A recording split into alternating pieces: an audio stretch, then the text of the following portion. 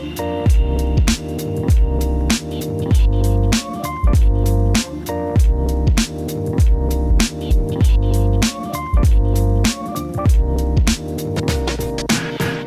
sens de l'évaluation. Stéphanie Châtelain-Ponroy, bonjour. Bonjour Jean-Philippe. Bonjour. Bonjour. Stéphanie, vous êtes au CNAM.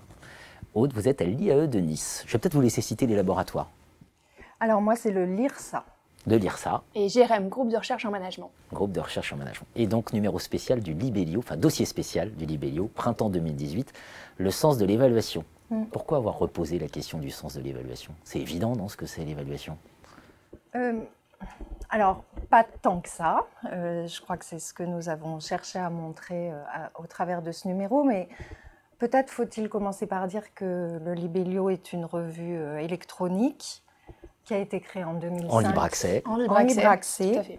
Créée en 2005 par Hervé Dumez, qui est directeur de recherche au CNRS, qui est aussi directeur du laboratoire eCube, et que c'est un espace qui est un espace ouvert, libre, qui favorise un regard interdisciplinaire sur de grandes questions scientifiques. Le numéro du printemps 2018 que nous avons eu le plaisir de coordonner s'intéressait donc, comme vous l'avez dit, au sens de l'évaluation. Et notre choix était de présenter cette question-là en regardant ou en interrogeant des chercheurs en contrôle de gestion pour mettre en valeur leurs apports. Alors, pourquoi le contrôle de gestion? Parce que l'évaluation emprunte des techniques, des outils, des procédures, des dispositifs au système de contrôle. Et nous essayons de voir ce qu'avaient les chercheurs en contrôle, ce qu'avaient à dire les chercheurs en contrôle de gestion sur ces dispositifs. Et la question du sens et l'évaluation, c'est que sans sens, il n'y a pas d'évaluation. C'est la question pour qui et pourquoi. Et certes, lorsqu'on évoque le contrôle de gestion, on pense avant tout méthode, calcul de coûts, estimation. Or, ce n'est que la partie finalement visible de l'iceberg, dans le sens où si on réfère aux définitions d'Anthony, qui sont très connues, parce que c'est intéressant, le même auteur propose deux définitions à deux paires de temps dans les années 70, dans les années 90. Certes, ça peut paraître lointain, mais on voit bien l'évolution du contrôle, dans le sens où dans les années 70, il y a la préoccupation de la gestion des ressources, éviter le gaspillage, de l'efficience, technique de coût, calcul de coût. Or, dès les années 70, dès les années 90, on arrive vers plutôt système d'incitation, incitation des membres, des acteurs d'une organisation. Et bien évidemment, on continue avec tout ce qui est perception des acteurs de l'évaluation, comment est-ce qu'ils la comprennent, comment est-ce que ça fait sens pour eux dans leur quotidien, et on va jusqu'à la culture organisationnelle de l'entreprise qui se construit à partir des indicateurs de performance et des outils de contrôle. Ça va aussi dans la relation confiance entre subordonnés et managers, et donc, le contrôle de gestion de l'évaluation est multiple. Et il y a une articulation de plus en plus forte avec la stratégie. Et oui, tout ce qui est bien sûr opérationnalisation, déploiement de la stratégie et coordination. Et en fait, l'évaluation peut être à la fois, créer un effet très positif en termes d'engagement au sein d'une organisation ou être complètement destructeur. Absolument. Alors, qu'est-ce qu'on apprend de nouveau, Stéphanie, peut-être dans ce dossier? Enfin, qui ont été les auteurs et ce qu'on apprend de nouveau? Notre idée, c'était celle-là, c'est de dire aux auteurs, face à ce glissement de définition qui passe d'une définition très centrée sur les outils, l'efficience, la consommation des ressources, à une définition davantage ouverte sur les acteurs, ce glissement-là nous dit que les acteurs doivent accorder du sens aux informations qui sont produites par les systèmes de contrôle de gestion. En tous les cas, penser que ces informations font sens par rapport à leurs activités, à leur comportement. Et c'est un petit peu ce que nous avons donné comme ligne directrice à nos auteurs, qui ont choisi des éclairages très éclectiques, très différents. Et nous avons été très heureuses d'accueillir des formes d'expression très variées. Alors, pour parler des contributions des auteurs, on peut essayer de voir les différents prismes qui ont été retenus. Les premiers ont choisi de nous faire réfléchir sur le vocabulaire de l'évaluation. Vassilios Johannides, par exemple, va interroger le terme d'accountability, dont il nous dit qu'il est souvent mal compris par les francophones et pour lequel il va nous montrer qu'il faut vraiment l'entendre comme une obligation d'exercer une capacité à rendre compte d'un engagement pour la valeur auprès d'un demandeur reconnu fondé à exiger un tel comportement. Toujours sur cette question du vocabulaire, Damien Mouret et Alvin Pangetta s'intéressent, eux, vont scruter la notion de valuation.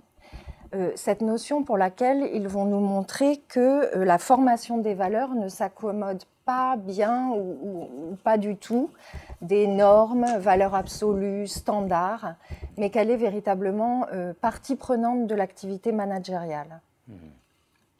Et d'autres auteurs, tels Nicolas Berland, sont intéressés à des bouleversements récents, de nouvelles technologies ou des nouveaux modes de contrôle.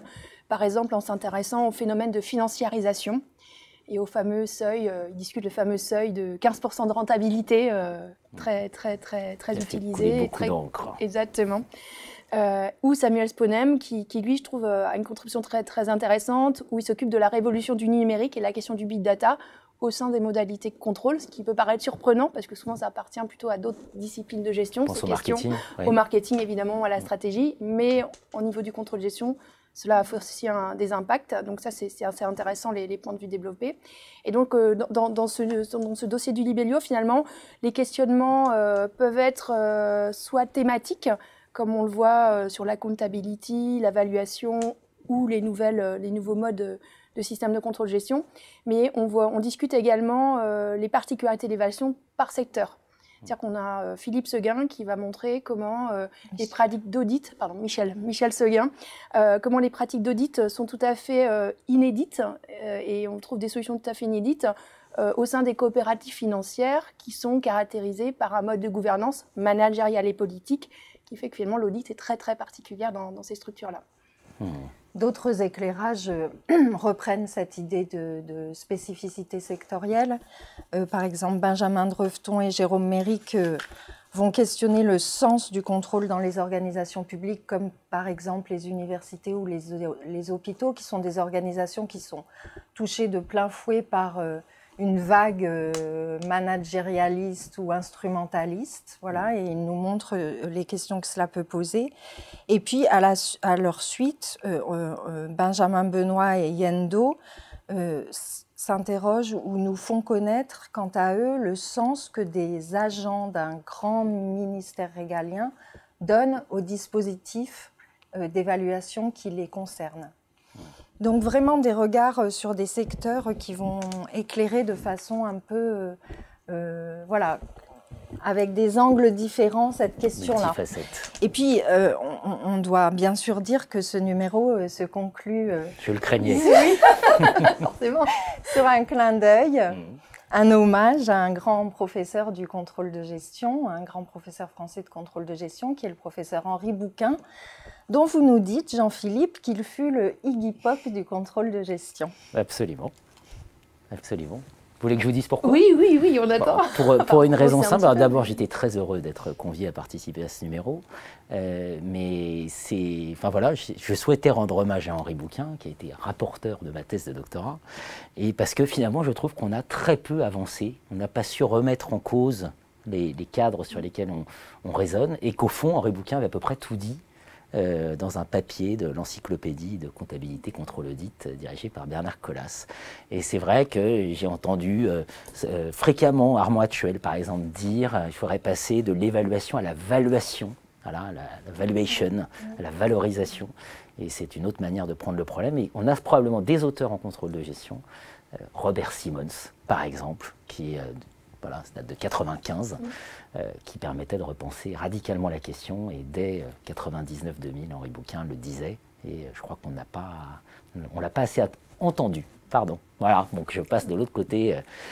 Merci pour cet éclairage. Est-ce que vous avez un petit point à ajouter, sinon d'inviter à les lire Non, voulait souligner le fait qu'on était très, très reconnaissante à Hervé Dumez de nous avoir laissé la place, parce que finalement, tous les contributeurs à ce numéro étaient un peu étonnés de la liberté possible. Donc, on était très contente d'avoir cet espace de liberté, c'est-à-dire qu'il n'y a pas de format dédié, donc tout le monde a pu utiliser la place, disons le mode d'expression pour développer les idées, donc ça c'était très intéressant. Et, voilà. Et puis peut-être ajouter, parce qu'on doit aussi des remerciements au professeur Alain Burlot, que ce projet a aussi pris la forme d'un article qui a été publié par The Conversation, article que nous avons eu le plaisir de co-signer, co-écrire avec le professeur Alain Burlot, donc puisque c'est le temps des remerciements, voilà. Alain Burlot qui est venu sur ce plateau nous parler de ce numéro spécial du Libellio, revue non classée. On a oublié de le dire. Mais néanmoins lu. Comme quoi la valeur ne dépend pas du nombre d'étoiles. Merci. Merci. Merci.